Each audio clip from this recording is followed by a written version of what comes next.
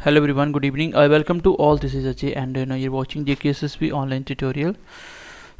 आज हम लोग लाइट का पार्ट नंबर 3 पढ़ने वाले हैं। इससे पहले हम 2 लेक्चर पढ़ चुके हैं जिसमें मैंने आपको रिफ्लेक्शन के बारे में बता दिया।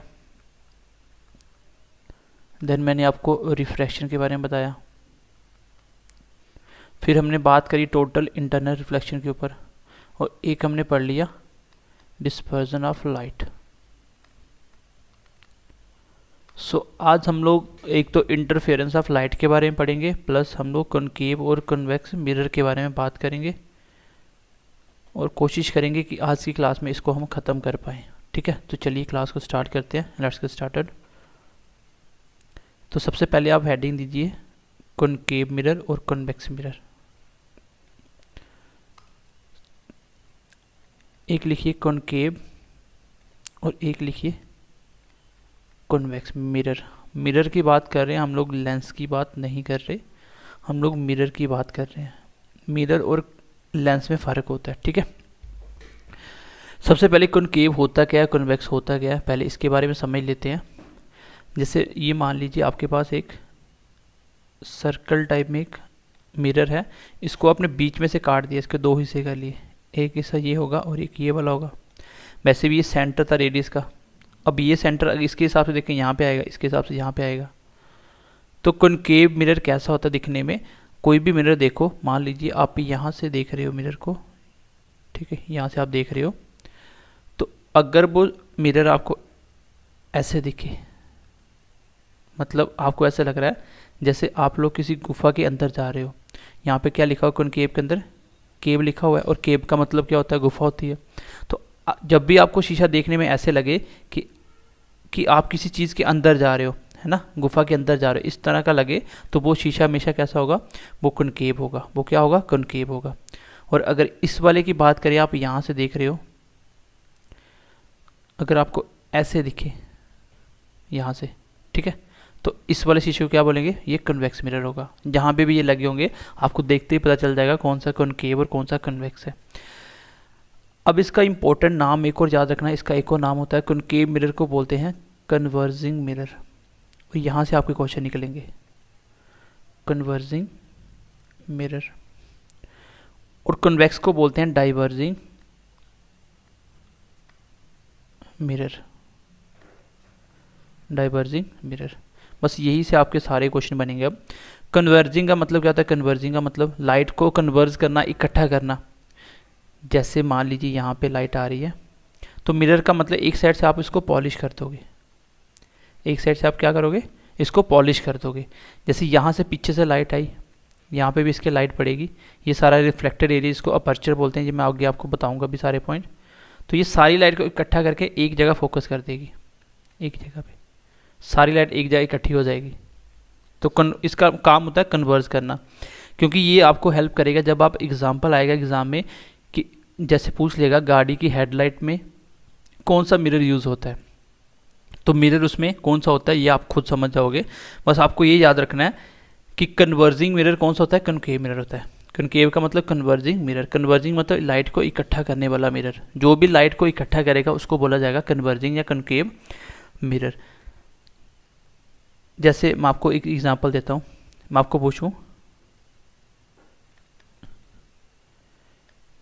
Vehicles headlight,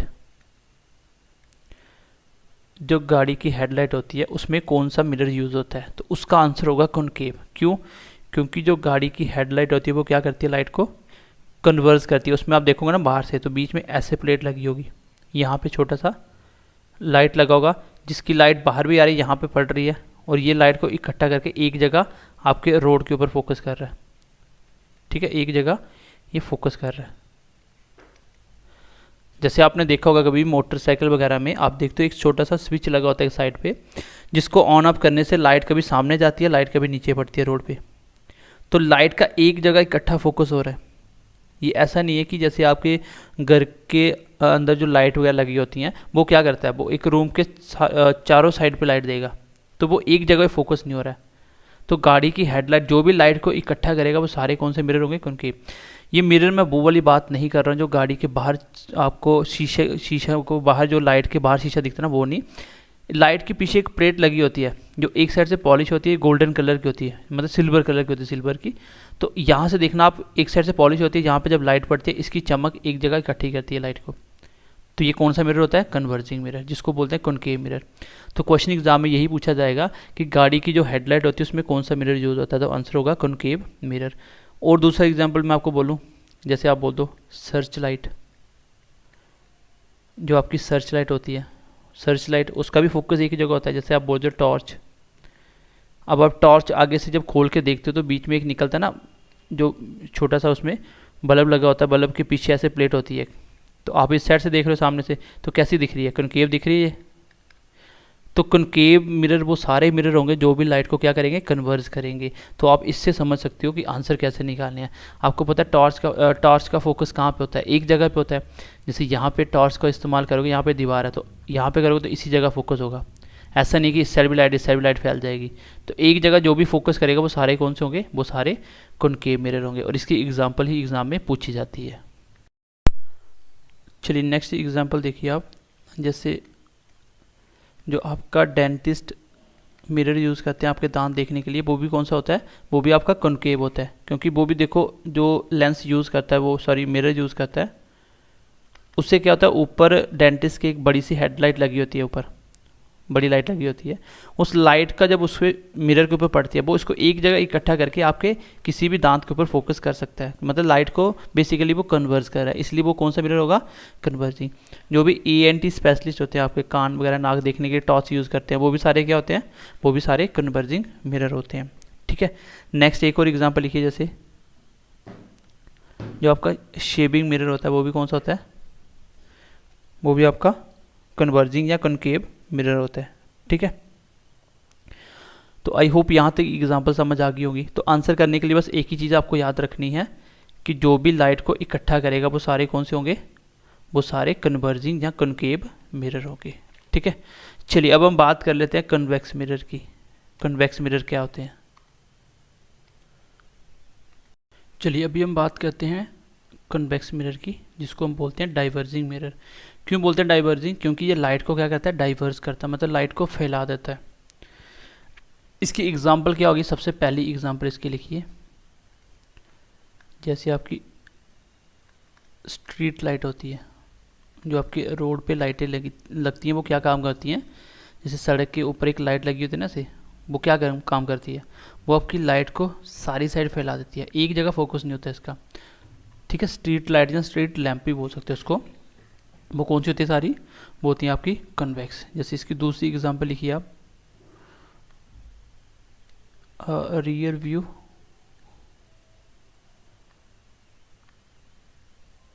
mirror of vehicles. जो गाड़ी के साइड में एक शीशा लगा होता है ना पीछे देखने के लिए, वो कौन सा मिरर होता है? वो कौन सा होता है? कन्वेक्स होता है। ठीक है, क्योंकि उसमें आपको जो व्यू देखना है वो पीछे गाड़ी के, जो यहाँ शीशा लगा होता है गाड़ी के, तो वो क्या दिखाता है आपको? वो पीछे पूरा वाइड एरिया दिखाता है। अगर आपको पूरा वाइड एरिया देखना है तो उसके लिए आपको कन्वेक्स मिरर यूज़ करना पड़ेगा। अगर कोई चीज़ को इकट्ठा करना है, एक छोटी सी जगह फोकस करना है, तो उसके लिए आपको कॉनकेव मिरर यूज़ करना होगा। जैसे इसकी अगली एग्जांपल, आपके CCTV कैमरे होते हैं, वो क्या होते हैं? 360 व्यूज़ दिखाते हैं आपको। ये भी कौन सा होता है? इसमें भी जो मिरर यूज़ होता है वो आपका कन्वेक्स मिरर होता है। तो कनकेव और कन्वेक्स में टोटल जो आपको बातें याद रखनी वो यही है कि कनकेव मिरर का दूसरा नाम क्या होता है? कन्वर्जिंग मिरर बोला जाता है। इसी से आपके सारे क्वेश्चन निकल जाएंगे। कन्वर्जिंग का मतलब लाइट को इकट्ठा करना, और कोई भी एग्जांपल पूछे तो आप उसमें देखना कि वो लाइट को क्या करता है, इकट्ठा करता है कि फैलाता है। जो भी लाइट को इकट्ठा करेगा वो सारे कॉनकेव मिरर होंगे, और जो लाइट को डाइवर्स करेगा वो सारे कन्वेक्स मिरर होंगे। ठीक है, ये आपको एग्जांपल कुछ याद रखनी है। चलिए अब हम देखते हैं इसके इमेजेस। जो सबसे डिफ़िकल्ट है पॉइंट, आपका सबसे डिफ़िकल्ट एरिया आपका लाइट के अंदर, जिसमें इमेजेस कैसे बनती हैं।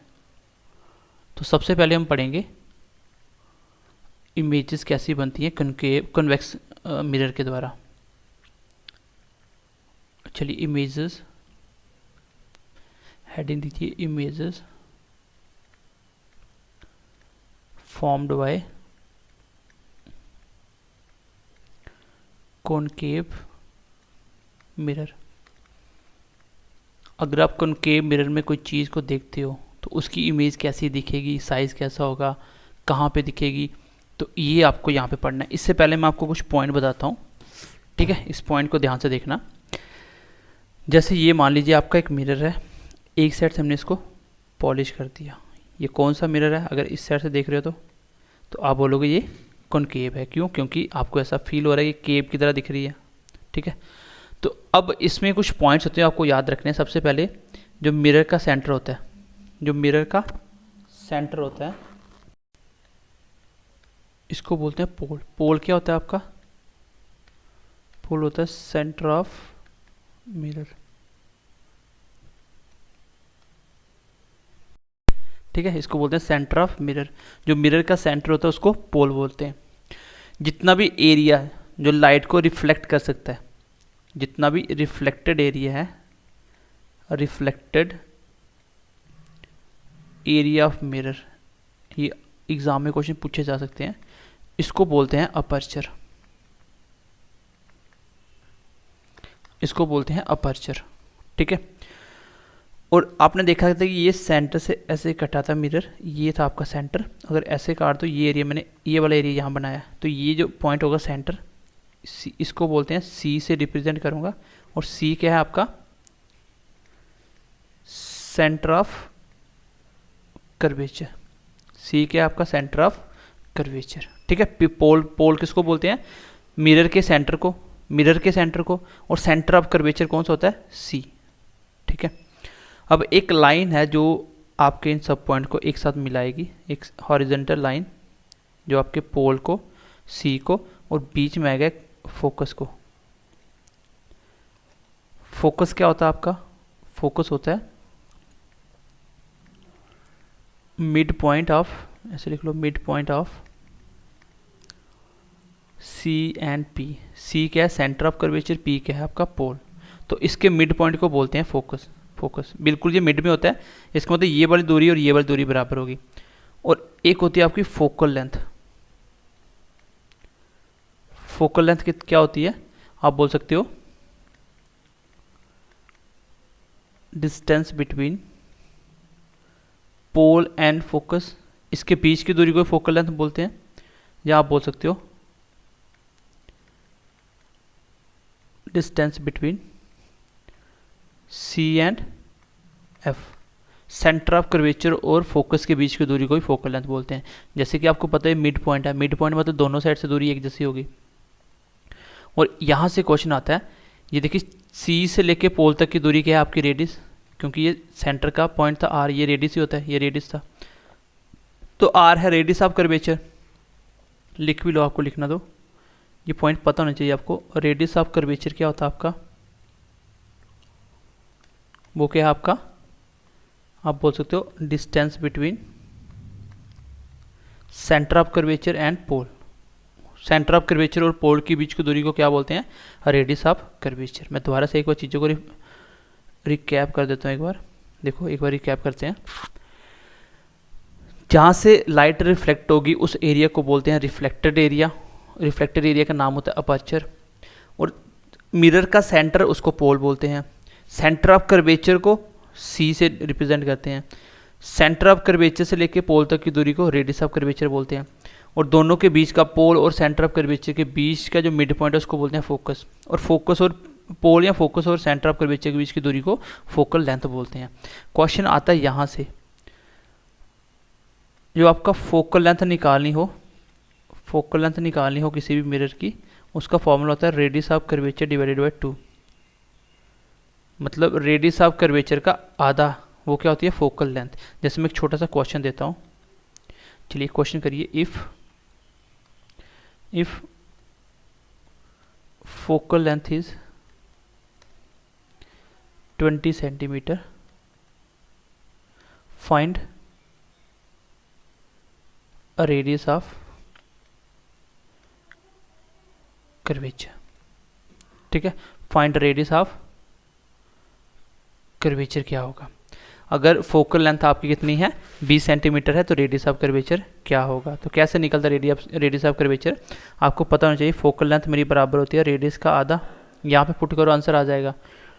फोकल लेंथ कितनी 20, यहाँ पे 20 रखो, रेडियस आपको निकालना है तो ये 2 ऊपर जाएगा तो रेडियस कितना आएगा, 2 × 20 कितना होगा 40 सेंटीमीटर। तो रेडियस आपका कर्वेचर कितना होगा 40 सेंटीमीटर। आपको वैसे भी डायरेक्टली याद रखना है कि रेडियस फोकल का डबल होता है या फोकल लेंथ रेडियस की आधी होती है, एक ही बात है। तो यहाँ से एग्जाम में क्वेश्चन पूछा जाता है, इस पॉइंट को स्टार मार्क कर लेना, ठीक है, कि फोकल लेंथ किसके बराबर होती है, रेडियस की आधे की। बाकी कौन कौन सा पॉइंट क्या होता है वो मैंने आपको बता दिया। एक पॉइंट होता है प्रिंसिपल एक्सिस, में आपको लिखवा भी देता हूँ वो पॉइंट, ठीक है। एक पॉइंट और ऐड कर लो, चलो यहाँ लिखते हैं। एक होती है आपकी प्रिंसिपल एक्सिस, कौन सी होती है वो है आपकी हॉरिजॉन्टल लाइन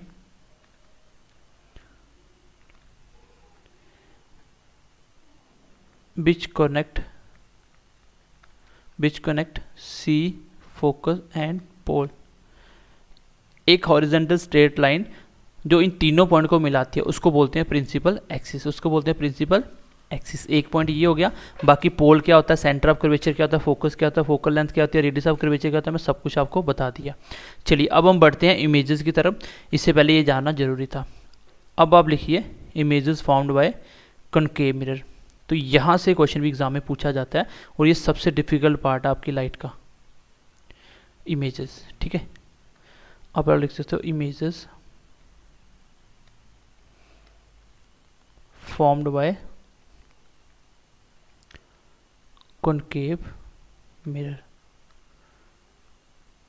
कॉनकेव मिरर से इमेजेस कैसी कैसी बनती हैं। इमेजेस मतलब कोई भी चीज़ को आप इस मिरर में देखोगे तो आपको कैसी दिखेगी, इमेज कैसा दिखेगा, उसका साइज़ कैसा होगा, इमेज कहाँ पे दिखेगा।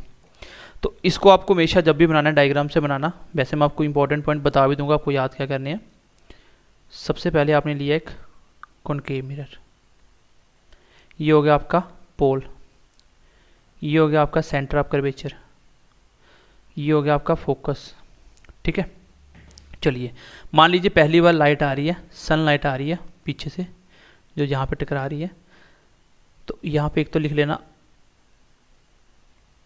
ऑब्जेक्ट, एक टेबल बनाना छोटा सा, सीधा लिखो ऑब्जेक्ट पोजीशन क्या है। दूसरा लिखना इमेज की पोजीशन क्या है, इमेज कहाँ पे होगी। तीसरा लिखना size of image, and last पे लिखना नेचर ऑफ इमेज। ये आता है क्वेश्चन नेचर से। मैं आपको डायरेक्ट ही बता दूंगा क्या क्या पॉइंट आपको याद रखने हैं, बट एक बार आपको टेबल बना के ऐसा ही पढ़ना, आपको याद हो जाएगा हमेशा के लिए। सबसे पहले हमने ऑब्जेक्ट रखा है यहाँ पे, मान लीजिए आपको सन को आप देख रहे हो किसी कॉनकेव मिरर के अंदर। तो इसका जो ऑब्जेक्ट का जहाँ पे जो इसकी लाइट आ रही थी रिफ्लेक्ट होकर कहाँ पे गिरेगी, फोकस पे। अगर मैं ऑब्जेक्ट को कहाँ रखूँ, इनफाइनाइट पे, मतलब बहुत दूर जिसकी कोई लिमिट ही नहीं है, उस वाली चीज़ को मैं क्या कर रहा हूँ, मैं उसको कॉनकेव मिरर में देख रहा हूँ। तो मुझे कैसी दिखेगी, उसका जो इमेज की पोजीशन, इमेज कहाँ बनेगी, वो बनेगी फोकस के ऊपर। इनफाइनाइट से देखोगे तो इमेज कहाँ बनेगी, फोकस के ऊपर। कहाँ बनेगी, फोकस के ऊपर। इमेज का साइज कैसा होगा, वो होगा आपका स्मॉलर देन ऑब्जेक्ट। ऑब्जेक्ट जितना भी होगा, जो भी जिसको देख रहे हो उससे छोटा दिखेगा। हाँ, इमेज का नेचर कैसा होता है, ये आता है क्वेश्चन। नेचर होता है अ रियल एंड इन्वर्टेड।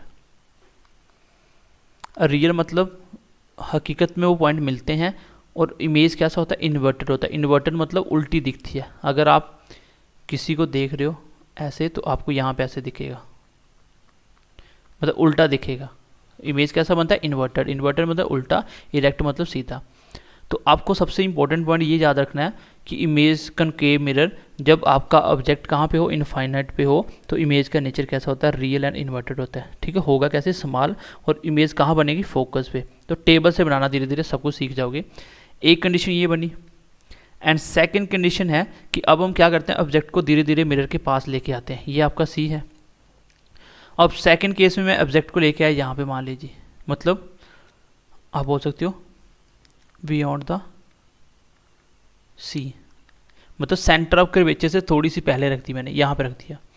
अब जैसे जैसे पास आओगे इमेज वैसे वैसे दूर होता जाएगा, इसलिए बोल रहा हूँ डायग्राम से बनाओगे आसानी से बना पाओगे।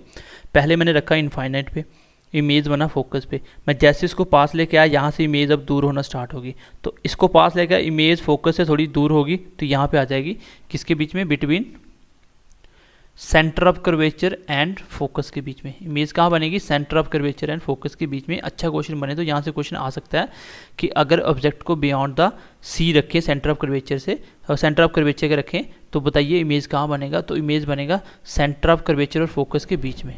इमेज का नेचर कैसा होगा, स्मॉलर देन ऑब्जेक्ट ही होगा। इमेज कैसा बनेगा, रियल एंड इन्वर्टेड। कैसा बनेगा, रियल एंड इन्वर्टेड।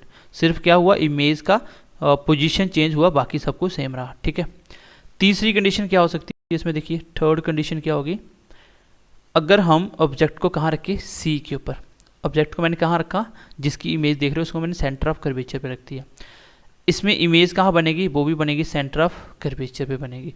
इमेज का साइज कैसा होगा, सेम एज ऑब्जेक्ट। जैसा ऑब्जेक्ट का साइज होगा वैसा ही आपका इमेज का साइज होगा। इमेज कैसा होगा, real and inverted, and this will be the important point. Question exam में आएगा कि बताइए कौन सी कंडीशन होती है, ऑब्जेक्ट कहाँ पे होता है जब आपका इमेज का और ऑब्जेक्ट का साइज दोनों सेम होते हैं, तो आंसर होगा सी के ऊपर। ठीक है, सी के ऊपर इमेज बने, ऑब्जेक्ट कहाँ होना चाहिए, सी के ऊपर ही होना चाहिए। कुछ भी क्वेश्चन बना सकता है, और इमेज हमेशा कैसा बनेगा, real and inverted. Real and inverted image बनेगा। फोर्थ कंडीशन लिखिए, अब मैं सी के ऊपर लेके आ गया ऑब्जेक्ट को।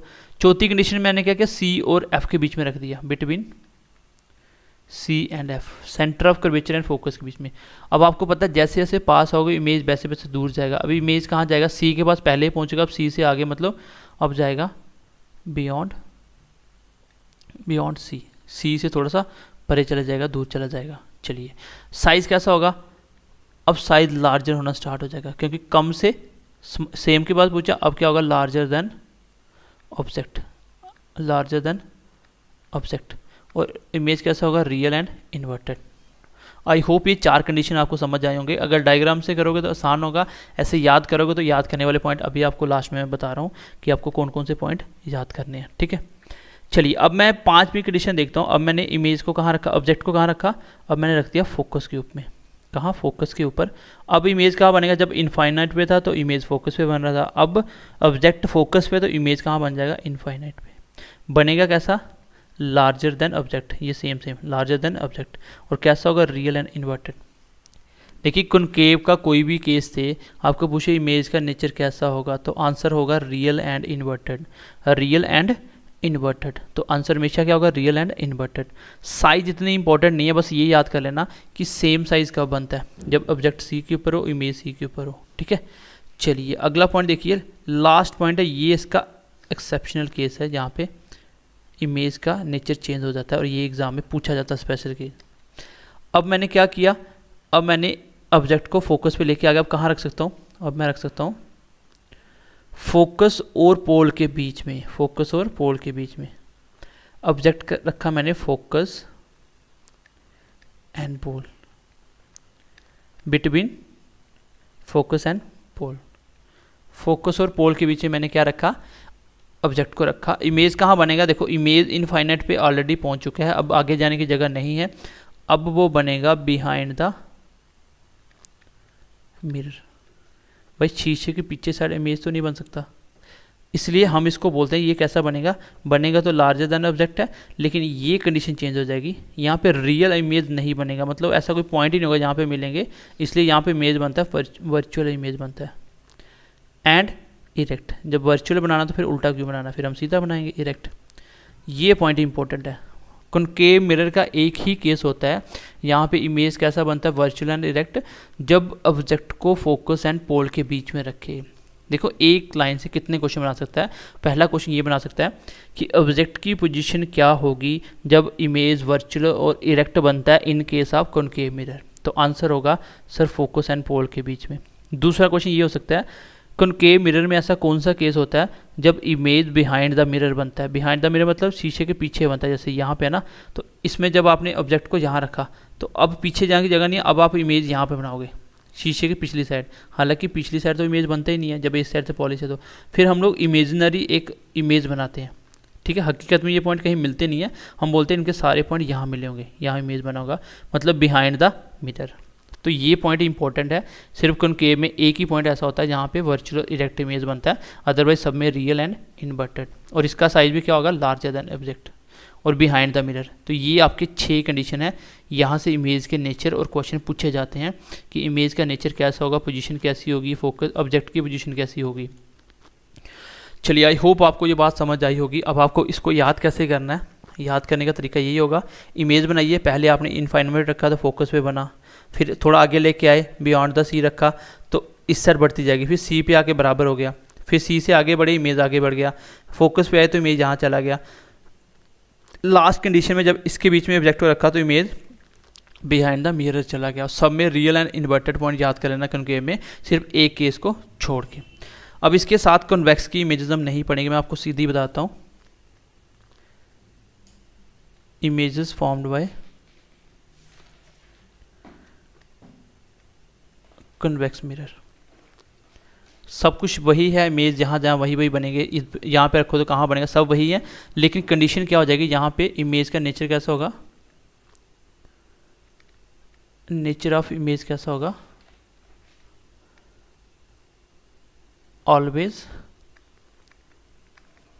Virtual and erect, virtual and erect. और कॉनकेव में कहाँ बना था, जब आपका ऑब्जेक्ट पोल और फोकस के बीच में रखा था। दूसरी कंडीशन इसमें हमेशा ऐसे होगा, size of image always greater than object. Size हमेशा क्या होगा, ग्रेटर होगा। बस आपको 2 पॉइंट याद रखने, बाकी जहाँ जहाँ पोजीशन ये है वही वही आपकी कन्वेक्स के केस में पोजीशन आएगी। बट इतना याद रखना, इसमें हमेशा क्या बनती है image, virtual and erect image बनती है। ठीक है, वर्चुअल एंड इरेक्ट इमेज बनती है, ये आपको याद करना है। ये है आपके इमेजेस वाला कॉन्सेप्ट। एंड आई होप यहाँ तक आपको सारी बातें क्लियर हो गई होंगी। डायग्राम बना के अब इसमें पढ़ने वाली बात इतनी है, एक तो सेंटर पे रखने पे, सेंटर ऑफ कर्वेचर पे इमेज भी सी पे बनता है, साइज सेम होता है और ऑब्जेक्ट का रियल एंड इन्वर्टेड इमेज बनती है। बाकी कॉनकेव में हर केस में रियल एंड इन्वर्टेड बनती है, एक्सेप्ट लास्ट वाला केस था जो फोकस और पोल के बीच में, फोकस और पोल के बीच में ऑब्जेक्ट रखो तब बिहाइंड द मिरर और इरेक्ट एंड वर्चुअल बनती है। और कन्वेक्स में सब में वर्चुअल, इरेक्ट और साइज कैसा होता है, लार्जर देन ऑब्जेक्ट होता है। ये थे आपका इमेजेस वाला कॉन्सेप्ट। अब 1-2 कॉन्सेप्ट और बचा, उसको भी हम आज की क्लास में ख़त्म कर लेते हैं। चलिए इंटरफेरेंस ऑफ लाइट को पढ़ लेते हैं अब। चलिए नेक्स्ट कॉन्सेप्ट देखिए, interference of light. Interference of light क्या होता है, जैसे एक लाइट ये आ रही है, इसके लाइट के सिग्नल आ रहे हैं, यहाँ पे दूसरी लाइट है, दोनों के मिलने के पैटर्न होंगे। जहाँ तो वो ऐसे मिलेगी, ठीक है, जहाँ तो वो सेम ऐसे मिल जाएगी, तो एक जगह डार्क बनेगा, एक जगह क्या बनेगा, वाइट लाइट देगा। ठीक है, मतलब जैसे ऐसे समझ लो, ये एक लाइट का सिग्नल था, दूसरी लाइट का सिग्नल भी ऐसे ही है, तो दोनों मिलकर क्या बन जाएगा, ये मैग्नीफाई हो जाएगा, थोड़ी बड़ी लाइट बन जाएगी। ठीक है, एक जगह लाइट ऐसे मिलेगी, एक का लाइट का सिग्नल ये था और उसके अपोजिट में दूसरी लाइट का सिग्नल था, जब दोनों ये मिलेंगे तो क्या हो जाएगा, नो लाइट। तो यहाँ पे जब लाइट नहीं होती तो कैसा दिखता है, आपको ब्लैक दिखेगा। तो इंटरफेरेंस ऑफ लाइट में भी ऐसा ही पैटर्न देखने को मिलता है, एक जगह लाइट आपको वाइट दिखती है, एक जगह आपको ब्लैक दिखती है। मतलब ऐसे दिखता है, जैसे मैं इसकी एग्जांपल बताता हूँ। लाइट का मिलने से क्या होता है, देखो इसका जो एग्जांपल है सबसे पहले लिख लो, इंटरफेरेंस के क्या क्या आते हैं। एक जैसे आपने देखा होगा, जो सोप बबल्स होते हैं, सोप बबल्स जो होते हैं वो कलर क्यों देते हैं, देखा होगा आपने, तो वो कलर क्यों देते हैं। ठीक है, जैसे दूसरी एग्जांपल है, अगर आप केरोसिन ऑयल डाल दो पानी के ऊपर तो वो भी आपको देखो शाइन कलर देगा। ठीक है, कहीं कहीं वो ब्लैक पैटर्न बनेगा, कहीं कहीं वो कलर देगा, तो वो भी किसकी वजह से होता है, इंटरफेरेंस ऑफ लाइट। इसमें आपको बस इतनी ही बात याद रखनी है कि सोप बबल्स का कलर किसकी वजह से होता है, इंटरफेरेंस ऑफ लाइट की वजह से। और केरोसिन को अगर आप पानी में डालो तो वो कैसे शाइन देते हैं, वो भी इंटरफेरेंस ऑफ लाइट। तो इतना ही पढ़ना आपको, इसमें ज़्यादा नहीं पढ़ना है। अब मैं आपको सारे इंपॉर्टेंट कुछ पॉइंट बता रहा हूँ। ठीक है, कुछ पॉइंट बता रहा हूँ मैं सारे।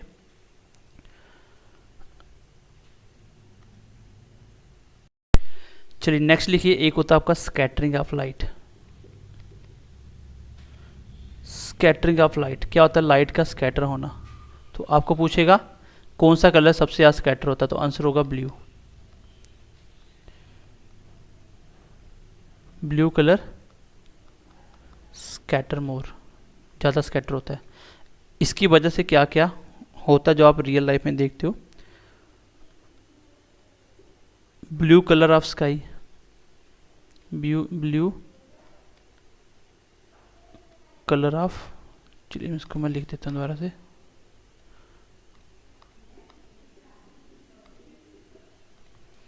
लिखिए ब्लू कलर ऑफ स्काई, किसकी वजह से होता है, due to scattering of blue colour. तो लाइट में जो ब्लू कलर है वो सबसे ज़्यादा स्कैटर करता है।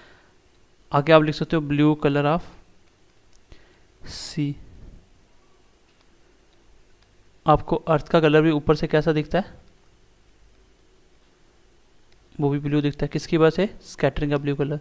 क्योंकि आपको पता है अर्थ के ऊपर 70% क्या है, पानी है, तो ऊपर से देखने से पानी कैसा लगता है, आपको नीला दिखेगा, क्योंकि ब्लू कलर सबसे ज़्यादा स्कैटर करता है। तो इसकी वजह से ये सारा होता है, स्कैटरिंग का ब्लू कलर की वजह से। आगे एक क्वेश्चन आता है, why sun appears red during sunset and sunrise. तो ये मैंने आई थिंक आपको लास्ट क्लास में करवाया भी था। ये किसकी वजह से होता है, क्योंकि रेड कलर की वेवलेंथ सबसे ज़्यादा होती है, रेड कलर की वेवलेंथ मैक्सिमम होती है इसलिए। ठीक है, मैंने आपको आई थिंक बता भी दिया था ये। तो ये कुछ लाइट के इंपॉर्टेंट पॉइंट थे। अब कुछ बचा होगा तो मैं उसको आपको नेक्स्ट क्लास में करवा दूंगा, और मेरे ख्याल से ख़त्म हो गया। बस एक आपका रेनबो है, अगर इंपॉर्टेंट हुआ क्वेश्चन देखूंगा आया तो बता दूंगा। वैसे वो लाइट में आता तो है, लेकिन देखेंगे अभी लाइट में एक आई वाला पोर्शन भी आता है, वो भी अलग से भी आता है बायो में भी। चलिए फिलहाल लाइट को मैं यहाँ तक रखता हूँ, आगे कुछ होगा इंपॉर्टेंट उसको करेंगे। तो चलिए मिलते हैं अगली क्लास में, ध्यान रखिए अपना, bye bye, take care and God bless you.